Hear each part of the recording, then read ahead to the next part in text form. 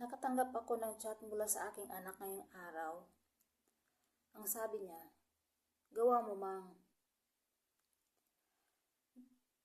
Bigyan mo ako ng authorization letter kung ako ang mag-aasikaso ng requirements kahit handwriting na lang, tas picturan mo, kasama ng ID, tas 3 perma. Sabi niya. Ganito kasi yun guys, bago kami magpagawa or magpa-division sa loob ng aming bahay, pinakukuha muna kami ng permit ng subdivision kasi yun ang patakaran nila. Kaya nagchat ang aking anak na sabi niya sa akin, mabigyan mo ako ng authorization kahit na handwriting na lang. Picturean mo kasama ng iyong ID at pirmahan mo ng 3 beses. Kaya, yun, gumawa ako para makakuha siya ng mga requirements na gagamitin para makapag-umpisa na kaming magpagawa ng extension o division sa loob ng aming bahay. Kaya ito, gagawa ako ngayon ng letters. So, ito na lang ang papel na aking gagamitin. Wala akong cotton band. Pwede naman ito. So, ito na lang.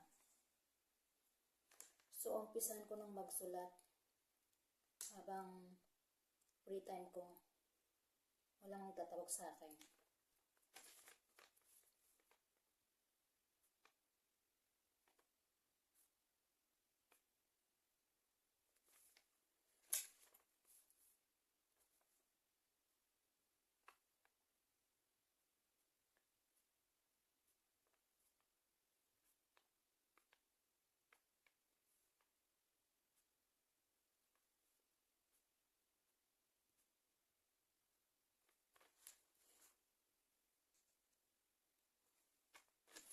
Hindi ka tapos.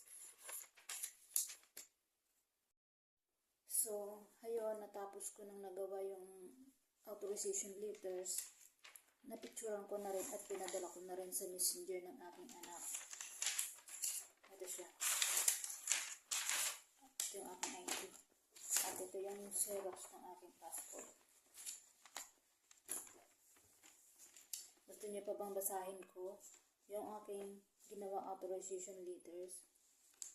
Sige, babasahin ko para marinig niyo din. February 20, 2025 ng Azalea Homes Subdivision. Ako si Marilo Bigyambao na nagtatrabaho sa Saudi Arabia bilang OFW na nakakuha ng isang silat sa loob ng Azalea Homes Subdivision ay pinibigyan ko ng permiso ang aking pangalawang anak na si Micaela Bigyambao na mag-asikaso ng mga kinakailangang requirements na pinapakuha ng management ng Azalea Homes Subdivision bilang permit o permiso sa anumang ipapagawang extension o division sa loob at labas ng aming nakuhang bahay. So, yun lang ang kabuuan ng authorization letters. Lubos na gumagala, silat owner, yun. Marilo Bigyambao. So, yan lang guys. Pinagpuyatan ko talaga ang gumawa ng authorization letter para maibigay ko na sa aking anak. Nang sa ganon, makapag-umpisa na rin siyang kumuha ng mga requirements para mabuo na niya yung pinapakuhang requirements ng Azalea Home Subdivision. Para kapag nabuo na niya yung mga requirements, pwede na kaming magpaumpisang magpagawa ng mga extension o anuman na ipapagawa namin sa loob ng aming tahanan. So, yun lang guys ang aking munting vlog ngayong araw. Magandang araw sa ating lahat at mabuhay tayong lahat. Maraming salamat sa inyong lahat, sa inyong pagsusuporta sa akin. Thank you very much. I love you all.